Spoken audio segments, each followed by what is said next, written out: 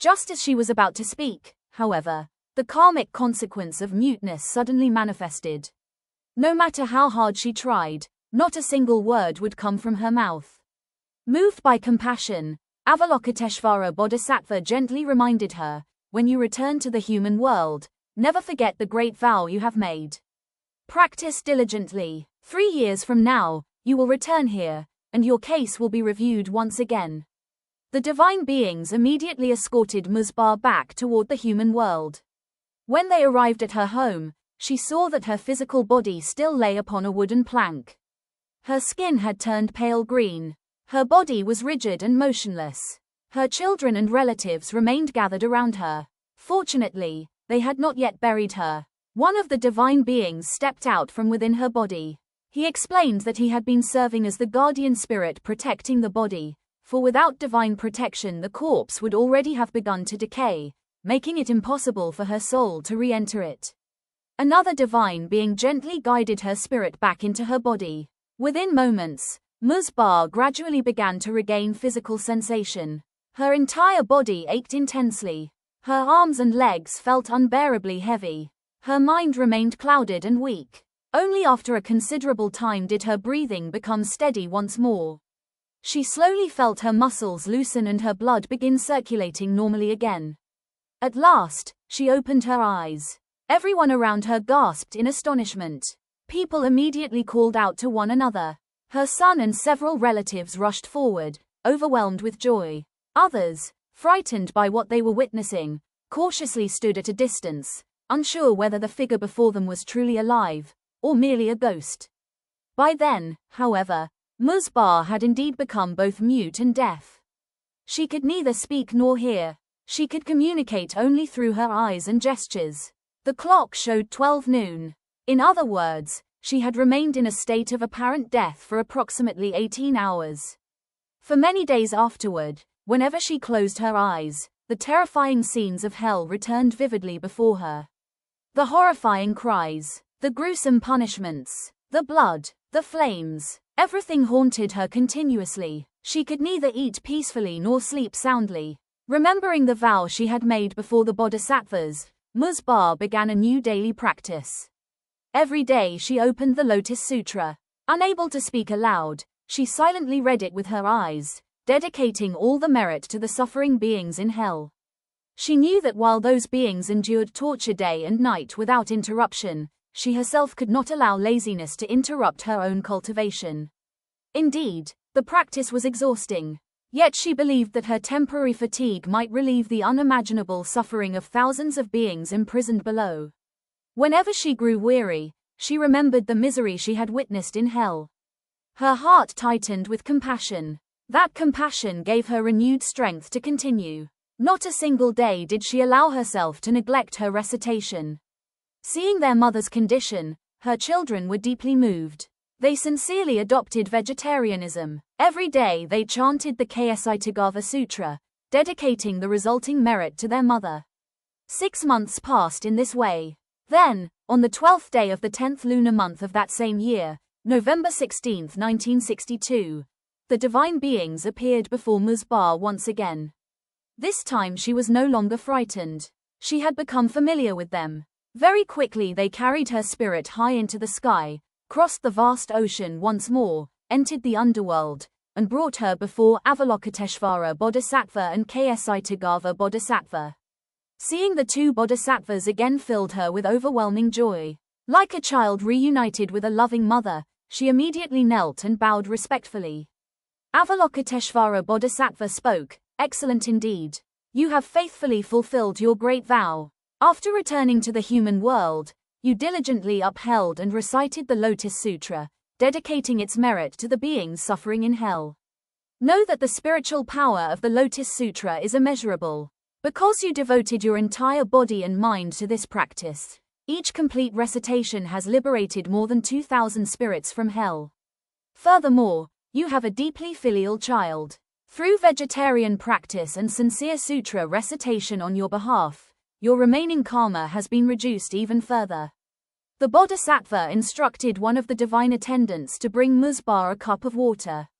She was told to drink some of it and wash her face with the rest. The moment she obeyed, something miraculous occurred.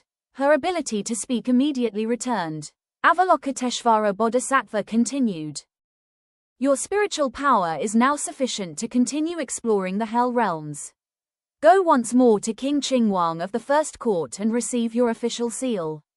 After respectfully bowing to both Bodhisattvas, Ms. Ba proceeded to the hall of the First Court. Even before she arrived, King Qingwang saw her approaching. A warm smile appeared upon his face. He rose from his throne, descended the steps, and greeted her kindly. I am truly delighted to see you again, Venerable One. I expected that you would not return for another 3 years. Yet here you are after only 6 months. Now I understand the depth of your compassion for the beings suffering in hell. Without concern for hardship, you devoted yourself completely to upholding and reciting the Lotus Sutra for their liberation. Even the merit generated by your own child's recitation, you dedicated entirely to those suffering beings. Truly admirable. There is one additional matter. I wish to entrust you with the task of printing and distributing Buddhist scriptures, so that monks, nuns, and lay followers in the human world will always have sacred texts with which to cultivate the Dharma. What are your thoughts? Ms. Ba respectfully replied, Your Majesty, I do not fear hardship. But I possess no money. I humbly ask for your Majesty's understanding. For a brief moment, King Qingwang's expression became slightly disappointed. He said nothing further. Instead, he placed the official seal into her hands and assigned divine beings to accompany her once again into the hell realms. This time, they led her directly to the 7th hell, where her previous journey had ended before all the condemned souls there could be helped.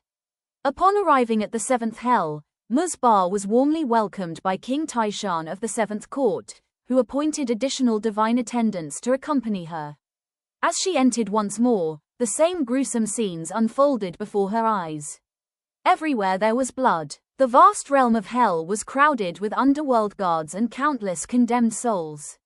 The punishments remained as horrifying as before, eyes being gouged out, tongues cut off, teeth pulled from mouths, intestines torn from bodies, ears sliced away. The anguished cries of suffering filled the entire realm. Although Ms. Ba had already helped liberate tens of thousands of souls through the merit of her previous recitations, the prison was still overflowing with new arrivals.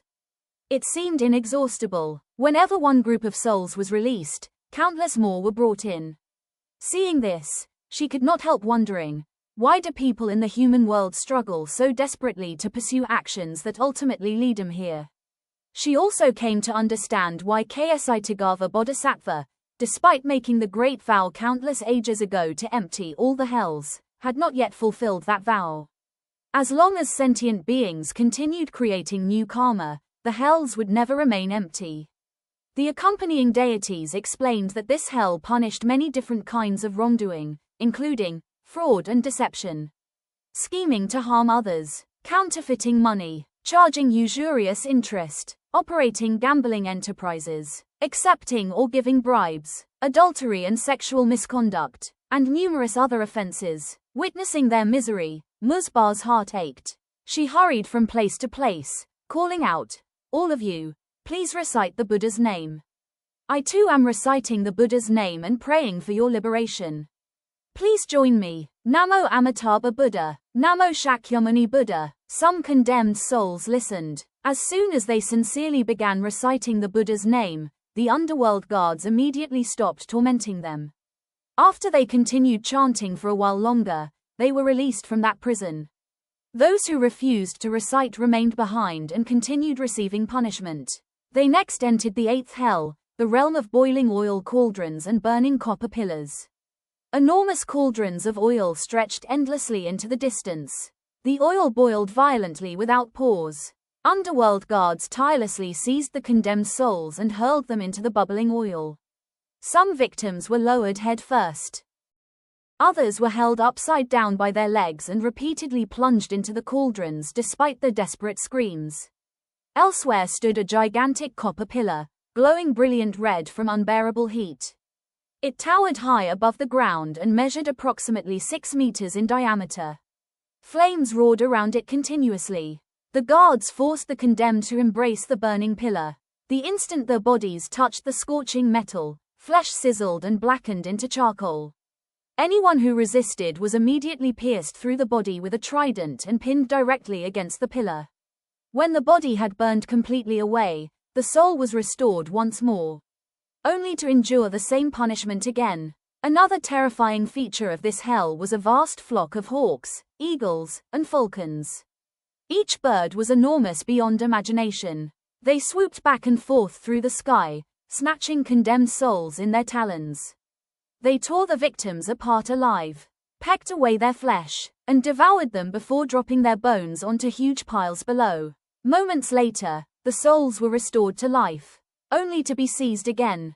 According to the divine attendants, this hell punished those who had committed offenses such as deceiving women and selling them into brothels, rape and sexual assault, physicians who knowingly prescribed deadly medicines or performed abortions for selfish gain, powerful individuals who oppressed innocent people and then bribed officials to escape justice, those who sowed discord among family members or incited lawsuits, those who cursed heaven and earth or slandered gods and holy beings, and many other serious crimes. While alive, these people refused to believe in karmic retribution. Whenever someone warned them about cause and effect, they mocked such teachings. Their vision extended no farther than the few decades of a human lifetime. Believing that death ended everything, they freely violated morality and conscience in pursuit of their desires. Those desires eventually led them here. Now they believed. Now they knew with absolute certainty that karma and hell truly existed. But it was too late. Time could not be reversed. Their karma had already ripened. The punishments continued endlessly without interruption. Musbar did her utmost to encourage the suffering souls in this hell to recite the Buddha's name. Yet the karmic burdens were extraordinarily heavy. Very few could sincerely chant. Even those who managed to do so received only a brief pause in their punishment before it resumed. Next, Musbar was escorted to the 9th court, where she first visited the Dragon Hall to pay her respects to King Dushi of the 9th court. Upon seeing her, King Dushi warmly welcomed her. He said, "I have heard that someone from the human world has come to liberate the hells. For a long time I have hoped to meet such a person. Today, at last, we are able to meet. This is indeed a most precious occasion." Musbar respectfully bowed. "Your Majesty, during my previous visit I was able to reach only the 7th hell before my spiritual power was exhausted. Today I have returned to continue the journey. I humbly ask for your Majesty's guidance." King Dushi smiled. "I shall accompany you personally. In your previous lifetime, you yourself remained in this hell for 28 years. Do you remember? Come inside and see whether you recognize anyone." As King Dushi spoke, he led Musbar into the prison. The first thing she saw was an enormous bed of iron spikes. Countless sharp spikes protruded upward. Condemned souls were forced to kneel upon them. Blood flowed freely from their knees as they cried out in agony. Elsewhere, the familiar punishments of stabbing, hacking, burning, and dismemberment continued just as they had in the other hells. One thing immediately caught Musbar's attention. Almost all of the condemned souls here had once been religious practitioners. Some had been monks, others had been nuns. During their earthly lives they had worn the appearance of sincere cultivators, yet inwardly they had violated the precepts and disgraced the Buddha's teachings. Farther inside, she saw another group kneeling beneath rows of glass lamps, continuously reciting sutras. The accompanying deities explained, While they were alive, these people accepted offerings from others to chant sutras on their behalf, yet they never completed the promised recitations. Therefore, they must now continue chanting here until the full number has been fulfilled. King Dushi sighed deeply before saying, These are people who borrowed the appearance of monastics while destroying the Dharma. They misused property belonging to the monastic community for their own unlawful purposes. They violated their vows by eating meat, killing living beings, and setting a corrupt example for the world. They looked down upon virtuous monks and nuns. They squandered offerings given by faithful supporters. They despised sincere Buddhist lay followers. Though they had become monastics, they neither respected the Buddha nor protected the Dharma. They lied about their spiritual attainments, claiming realization they had never achieved. They imagined themselves to be Buddhas. They scorned sages, deities, and even heaven and earth. Therefore, today they receive these punishments. Hearing this, Musbar hurried toward the condemned practitioners. She thought to herself, surely these people once devoted themselves to the Buddha's path. They should possess wholesome roots. Perhaps many of them can still be encouraged to recite the Buddha's name. She called out loudly, "Venerable ones, I regard all of you as my own teachers. Because of certain mistakes, you violated the precepts. Today, please join me in reciting the Buddha's name. Eliminate your karmic obstacles. Return once again to the human world. Continue cultivating until one day you attain perfect enlightenment." To her great surprise, although she repeated these words again and again, not a single condemned soul responded. Not one person joined her in reciting the Buddha's name. Not one soul was liberated. Standing there helplessly, Musbar did not know what else she could do. Seeing this, King Dushi addressed the condemned souls in a stern voice. How utterly deluded you are. Someone has come here to save you, yet you refuse to save yourselves. These should not be called monks and nuns receiving punishment.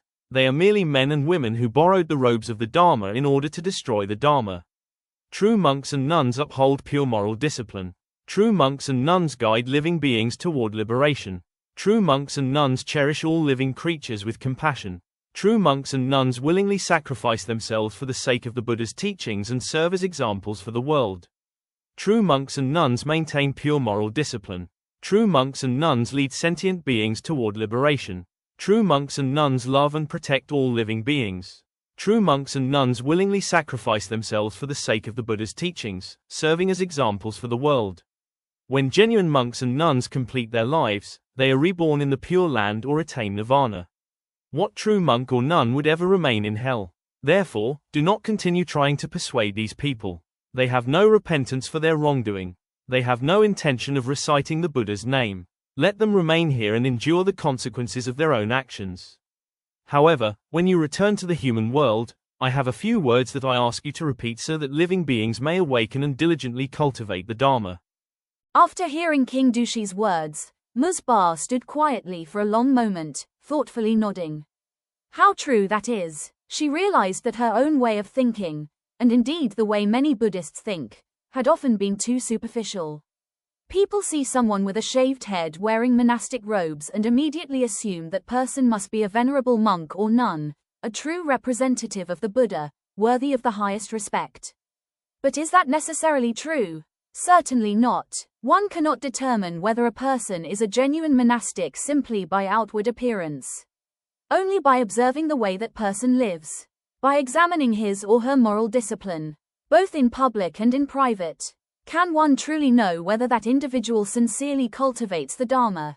Outward appearances may be identical, yet their destinies can be completely different. Those who genuinely uphold the precepts throughout their lives, accumulate great merit for both the Dharma and society, and devote themselves wholeheartedly to spiritual cultivation are reborn in blessed realms after death.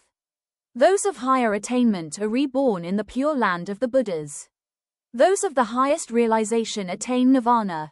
Those alone deserve to be called true monks and nuns. King Dushi then entrusted Musbar with a message for the human world. He declared, "Proclaim my judgment clearly to all sincere practitioners. Whoever faithfully upholds the 3 refuges and the 5 precepts throughout life shall, after death, be welcomed by heavenly attendants into the heaven of the 4 heavenly kings, where they may enjoy heavenly blessings while continuing their cultivation. Those who observe not merely the 5 precepts but even higher standards of discipline shall be reborn in correspondingly higher heavenly realms. Some will even be reborn in Tuzi heaven, where they will meet Maitreya Buddha and continue their practice under his guidance. As for virtuous monks and nuns whose cultivation has reached fulfillment and who sincerely aspire to rebirth, they will be reborn in the western pure land of Amitabha Buddha." The king paused before continuing in a sterner tone. "But those who call themselves Buddhists while destroying the Dharma, those who harm society, those who leave home and receive the monastic precepts only to violate them, those who indulge in lust, break their vows, eat meat, and become attached to sensual pleasures. After death they will fall into hell for countless years to repay their karma. There are also lay practitioners who, although remaining householders wholeheartedly dedicate themselves to protecting the Dharma. They arouse the body-mind. They help build temples. They print and distribute Buddhist scriptures. They support monks and nuns in their cultivation. Such people are bodhisattvas living in the household life.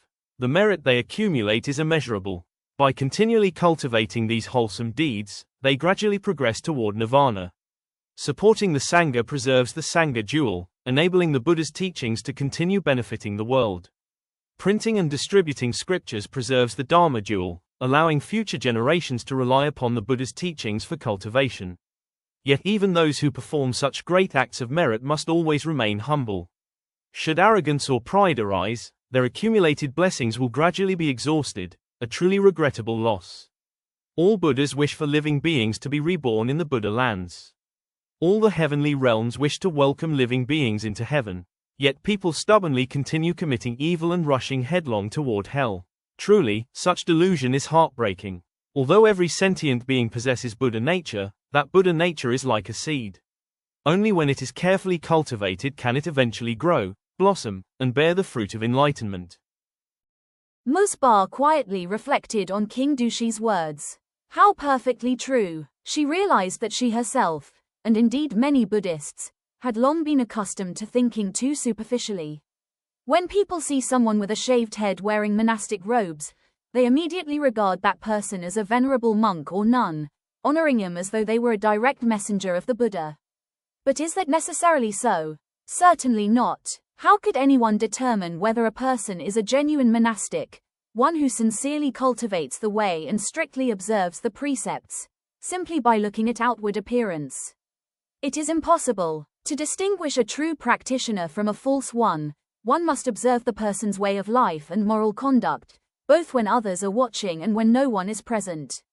Although two people may wear the same monastic robes, their inner qualities can be vastly different. A true monk or nun spends an entire lifetime upholding the precepts, accumulating merit for both the Dharma and the world. After leaving this life, such practitioners are reborn in blessed realms. Those of greater attainment are reborn in the Buddha lands. Those of the highest realization attain nirvana. Only such people deserve to be called monks and nuns. Those who falsely wear the robes of the Dharma, however, use religion to pursue worldly gain. They take vows to uphold the precepts and then openly violate them. Through their conduct they cause people to ridicule the Buddha's teachings. As King Dushi had said, such people are merely men and women who borrow the robes of the Dharma in order to destroy the Dharma. After death they fall into hell. Even when someone comes to liberate the condemned through the power of the Dharma, they are exceedingly difficult to save. The karma created by falsely posing as a religious practitioner and undermining the purity and dignity of the Buddha's teachings is far heavier than many other forms of wrongdoing. Thinking back to her own previous life, when she herself had committed exactly such grave offenses, Musbar was overcome with remorse. She felt deep regret, profound sorrow, and quietly left the ninth hell with heavy footsteps. The next place to which the divine beings escorted Musbar was the infamous Avicii hell, the hell of uninterrupted suffering, renowned for the severity of its punishments. The divine beings then escorted Musbar to the next realm. It was Avicii hell, infamous throughout the underworld for the severity of its punishments. Even before entering, she sensed an overwhelming atmosphere unlike any of the previous hells. The cries of suffering never ceased. There was not a single moment of rest. This was truly a place of uninterrupted torment. Here, the condemned were punished continuously without pause. No relief, no interval, no chance to recover. The agony flowed on without end. Standing before the entrance, Musbar silently reflected on everything she had witnessed since first descending into the underworld. She had seen countless souls who had once enjoyed wealth, power, fame, or respected religious positions. While living in the human world, many had believed themselves successful. Some had even been admired and honored by society. Yet after death, none of those worldly accomplishments accompanied them. Only their actions remained. Good deeds followed them. Evil deeds followed them as well. Nothing had been forgotten. Nothing had been overlooked. The law of cause and effect had preserved every action with absolute precision. Looking upon the endless suffering before her, Musbar could not help but make a solemn vow within her heart.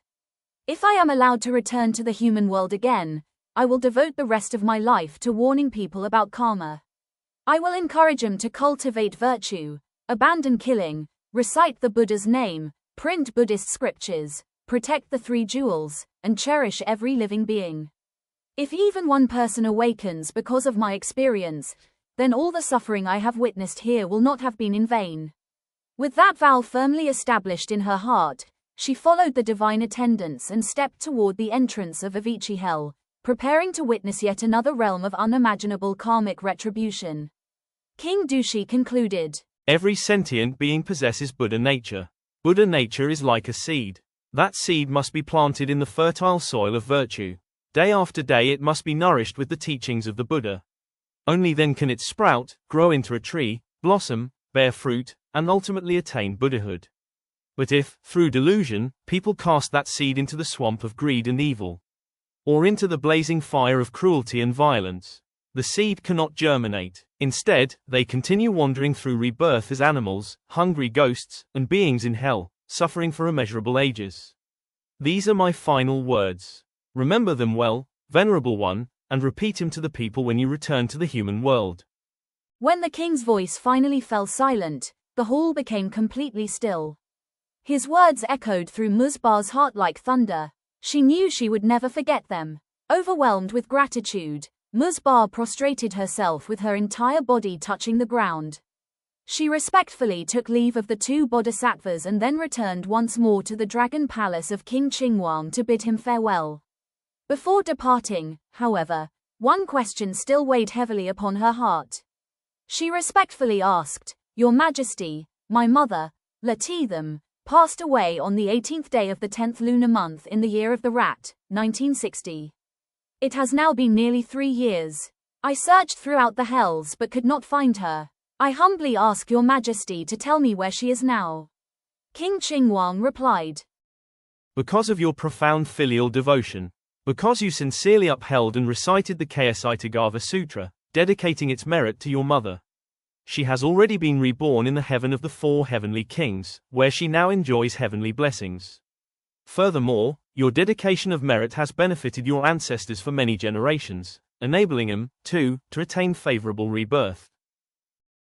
Hearing these words, Musbar's face lit up with joy. She immediately knelt and asked, Your Majesty, may I ascend to the heaven of the 4 heavenly kings to see my mother and fulfill my long-cherished wish? King Qinghuang answered, Excellent indeed. If you sincerely wish to see your mother, then devote yourself wholeheartedly to prayer.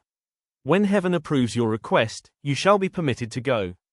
After respectfully taking leave of King Qinghuang, Musbar accompanied the divine beings carrying the king's official decree. Before returning to the human world, they escorted her on visits to several other realms, including the realm of earth immortals, the realm of virtuous humans, and the dragon palace. Finally, the divine beings escorted her back to the human world and reunited her spirit with her physical body, just as they had done before. She looked at the clock. It was exactly 12 o'clock noon. After returning to the human world, Musbar carried within her a heart filled with eager anticipation. Above all, she longed to ascend to the heaven of the 4 heavenly kings, mainly because she wished to see her mother again, but also because she was curious to discover what the heavenly realm truly looked like. From that day onward, she prayed with unwavering diligence every single day, focusing her mind with complete sincerity.